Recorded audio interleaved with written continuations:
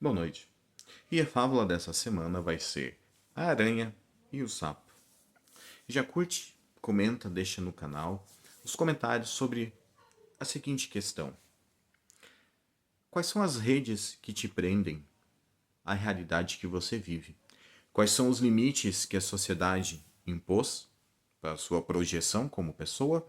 E o que está te impedindo de sair da sua rede e entrar numa rede que te leve para onde você quer ir? Um lugar onde você é aceito, em um espaço que é seu, sem julgamentos e sem direções. Certa vez, a aranha, depois de fazer a sua teia, notou que alguns animais, quando chegavam e ficavam presos nela, eram devorados por um sapo jovem. O sapo, sabendo que a aranha era uma de suas presas, preferiu juntar o útil ao agradável e, ao invés de predar a aranha, que também é uma predadora, permitia que ela criasse uma armadilha para facilitar o seu trabalho. Primeiro foi um gafanhoto, depois uma abelha, depois uma mosca, algumas formigas, um escorpião. Um a um foram sendo enredados pela teia da aranha, e o sapo, achando que estava fazendo um bom negócio, ia lá e roubava para ele esses animais. Até que chega um momento em que o sapo se cansa, se frustra, porque a aranha não estava mais pegando nenhum animal. Acontece que enquanto o sapo estava preocupado com a teia e com o que estava acontecendo com a teia que estava na sua frente, a aranha, como é uma tecelã habilidosa, encontrou um outro canto onde montou uma outra teia. Porque um outro predador da aranha era uma tarântula, maior, mais forte que o sapo, em que ela fazia a mesma estratégia. Alimentava a tarântula e alimentava o sapo. Certa vez, o sapo, então, resolveu sair da toca, sair de onde ele estava, atravessou a teia e foi tomar satisfações com a aranha. Já faz alguns dias, alguns meses que você não me dá aquilo que eu preciso. Chegou a minha vez então de te predar. Tem algo a me dizer? A aranha, sabendo que isso um dia podia acontecer, então disse ao sapo: Nobre senhor, vendo que eu já não conseguia mais satisfazer os teus desejos, resolvi então criar uma nova teia, onde eu poderia te alimentar com presas maiores, melhores. Acho que agora é a hora de eu dar para você o seu presente. O sapo, sem desconfiar nada, esperando uma oportunidade de predar aquela aranha, seguiu ela, que ia por cima das árvores, enquanto o sapo ia por baixo. Ela deixa ele de frente para a toca da tarântula, que, sem pensar duas vezes, rasga a teia da aranha e preda o sapo. Moral da história: cuidado com as pessoas que te servem de uma forma muito cega, porque às vezes quem não enxerga a armadilha é você. Comentando a fábula: quantas vezes no nosso dia a dia nós nos deparamos com situações em que nós somos como as presas da aranha. Estamos enredados em crenças, convicções, estamos enredados em narrativas, estamos enredados em pontos de vistas de outras pessoas que nos puxam para dentro de uma armadilha. São pessoas que nós alimentamos, são os nossos sapos. É aquela pessoa que vem pedir uma ação de caridade, uma ajuda, e todo mês exige ser ajudada. É aquela pessoa que exige sua atenção e seu tempo, mas que quando você não pode dar o que ela quer, ela se transforma. Se torna agressiva, começa a fazer chantagem emocional, começa a tentar te diminuir e te prender dentro da realidade dela. Quando é que nós passamos a ser aranha? Quando a gente começa a dizer não. O nosso não é aquela teia que separa o sapo da aranha. é aquela teia que não permite que os animais cheguem até a gente, mas que estão alimentando o sapo. E quais são os animais que a gente usa para alimentar o sapo? A abelha, o nosso trabalho, nossa força de vontade, de ser útil. O gafanhoto, a nossa gula por elogios. Isso acontece por quê? Porque nós, como seres humanos, gostamos de ser admirados e aceitos, fazermos parte de um coletivo, de um grupo. Mas muitas vezes a gente não vai fazer isso buscando ser a pessoa que tem que aprender com aquele grupo, ser a pessoa que vai evoluir por aquele grupo. Nós queremos ser o líder, os donos do grupo. Quando nos damos conta de que estamos alimentando muitos sapos, qual é a nossa única solução? Procurar um fato que afaste os sapos da gente, ou que bote um fim neles. E aí entra a tarântula.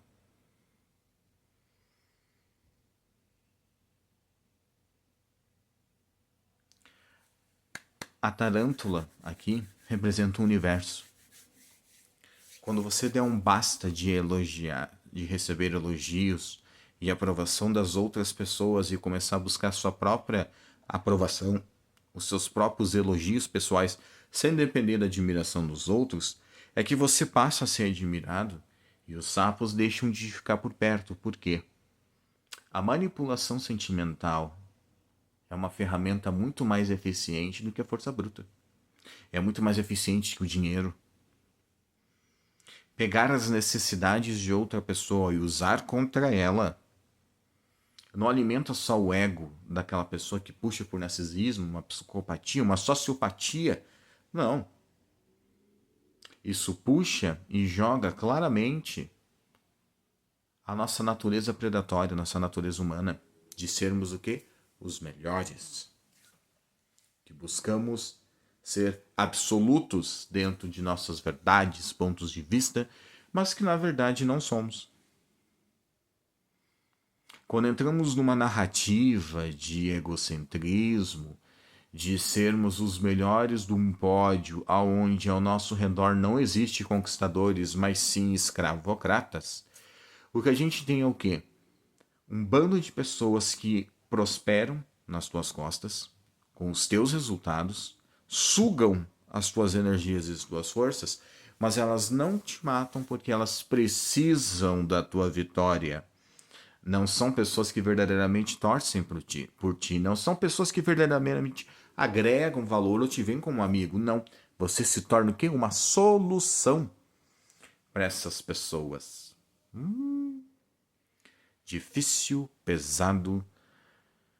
Mas nós temos que aceitar. Temos que aprender a entender que enquanto a gente busca a aprovação do que está fora, a gente busca aceitar o que ocorre fora sem entender o que está acontecendo por dentro, nós estamos alimentando sapos. Por quê? Quanto mais você der, mais eles vão querer. Então, se você dá 15 minutos todo dia para a pessoa errada, essa pessoa suga a tua energia, essa pessoa suga os teus projetos, suga as tuas ideias, mas não te reconhece, porque quando ela estiver bem e ela não precisar mais de ti, ela vai se afastar. E isso é natural, porque aquilo que eu não preciso, eu descarto. É a roupa e as pessoas. Porque hoje somos uma sociedade onde as pessoas têm preço e têm prazo de validade, mas elas não têm valor. Não têm valor. Verdadeiras amizades são raras. Verdadeiras amizades hoje estão cada vez mais superficiais, porque existe toda uma rede de interesses por trás. E aí não é banalizar a questão dos interesses, porque interesses mútuos trazem a união das pessoas. Mas sim entender que quando a gente é um degrau e não um prato à mesa de uma pessoa, quando essa pessoa passar por aquele degrau, a gente fica para trás. Mas se a gente divide sendo um prato à mesa, não importa quantos degraus subam, o destino é a sala de jantar, é a mesa de jantar. E aí entra a parte filosófica, que nós esquecemos do nosso cotidiano e que nós aplicamos de forma subjetiva. Sabe aquela sensação de negatividade no corpo, de que tu se sente sugado? É porque aquela pessoa não faz mais parte do teu ciclo de propósitos. A pessoa é ruim? Não. O bem e o mal são definidos por ações, comportamentos, e não por pessoas. Uma pessoa pode ser muito boa para um grupo de pessoas e representar o mal de outro grupo. Os conquistadores que invadiram a África eram muito bons para a cultura e para a sociedade portuguesa, mas eram péssimos para a sociedade africana que foi escravizada. Quando um grupo de golfinhos sai para pescar e um deles encontra um cardume de atum, por cardume de atum é horrível que aquele golfinho casse eles pro resto e traga o bando para comer junto. Mas pro bando de golfinhos é muito bom que aquele golfinho achou aquilo porque aquilo é bom para eles.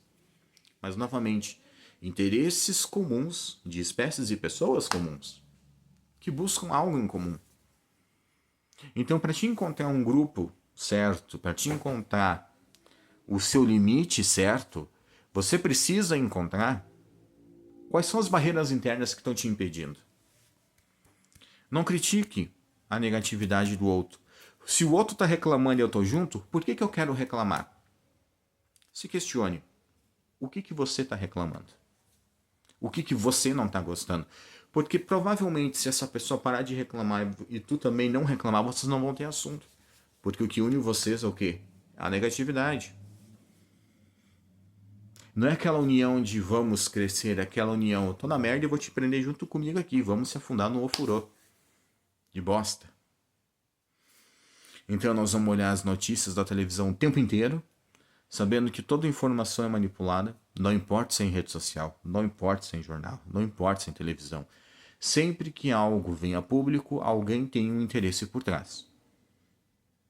E o jogo de interesses é o que mantém a mídia forte. Saber usar os interesses de grupos rivais, sendo comandados por ela. É a tarântula e o sapo na mão da aranha.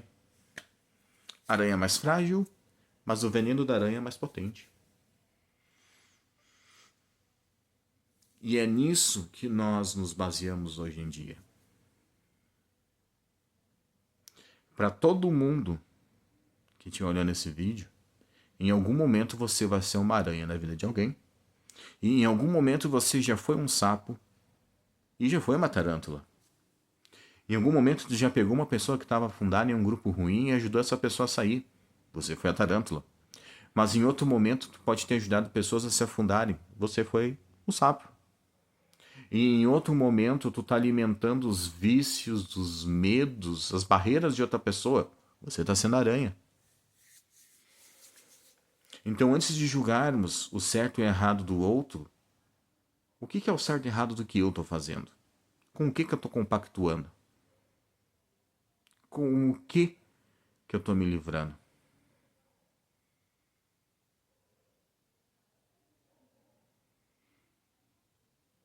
Reflita um pouco, respire fundo e olhe no espelho e pergunte: quais são os sapos que eu engulo hoje? Quais são os medos que eu engulo hoje?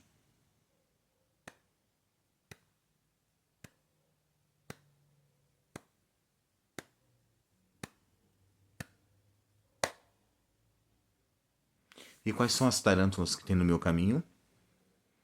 Quem são as pessoas que estão se alimentando da minha negatividade, mas querem que eu prospere e querem tirar os sapos ao redor de mim porque o meu crescimento é o crescimento delas? É errado isso? Até que ponto? Até que ponto a gente tem que ser sempre o senhor e não pode ser o ajudante? O escudeiro por muitos anos acompanhava o nobre. E não era todo escudeiro que subia a nobreza. Mas todos eles aprendiam o jogo da nobreza, o jogo de valores, de contatos, de diplomacia, que é uma arte que hoje nós não exercemos mais. E quem sabe usar a diplomacia gera os contatos nos lugares e nas posições certas, independente de concordar com aquelas ideias ou não. Bons diplomatas comandam governos. Maus diplomatas afundam países inteiros.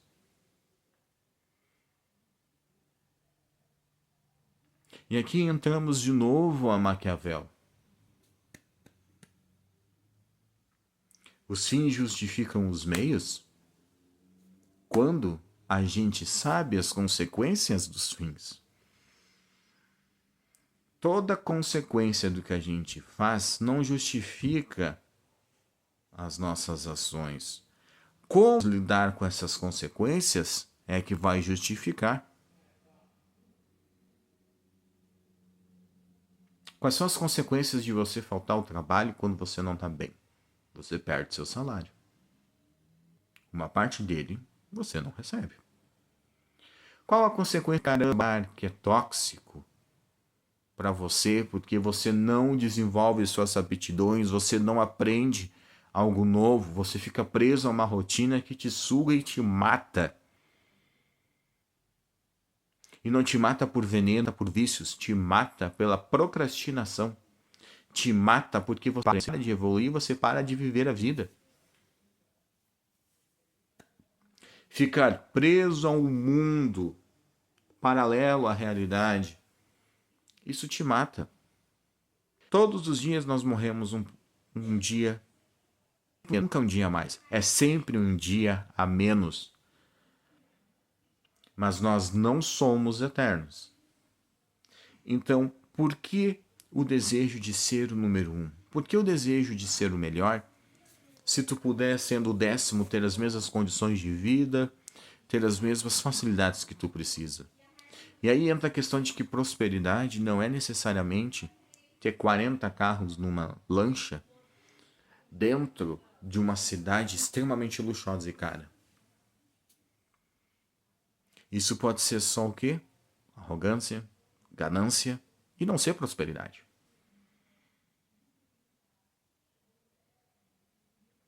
Porque esses bens materiais te prendem a obrigações para manter esses bens materiais. Uma pessoa pode ter o mesmo valor na conta que a pessoa que gastou tudo aquilo ali, mas é um valor livre.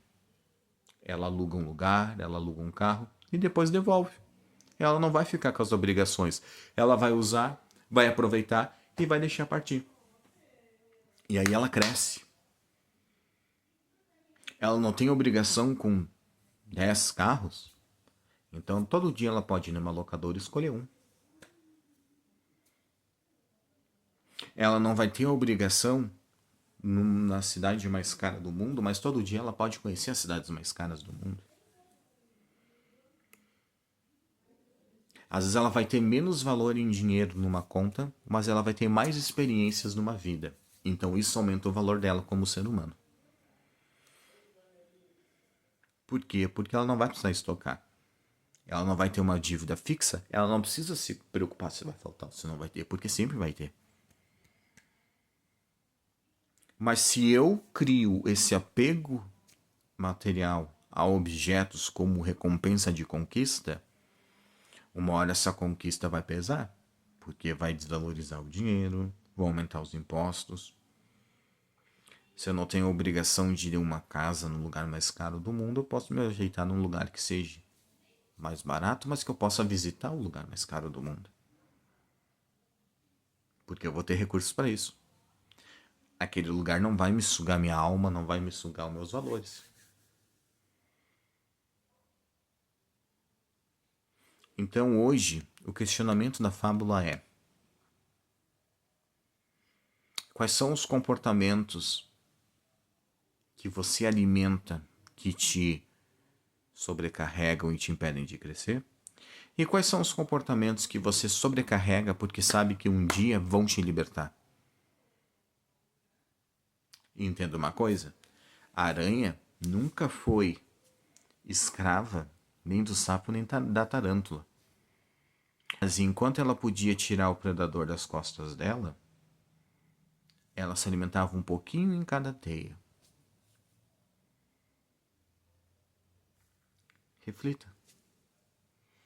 Será que as pessoas negativas não são ali a sua bolsa de valores, aonde você vai pegar soluções para todas aquelas reclamações e vai vender os lenços para limpar as lágrimas de pessoas que não estão conseguindo resolver aquele problema? Será que outras pessoas não são a tarântula?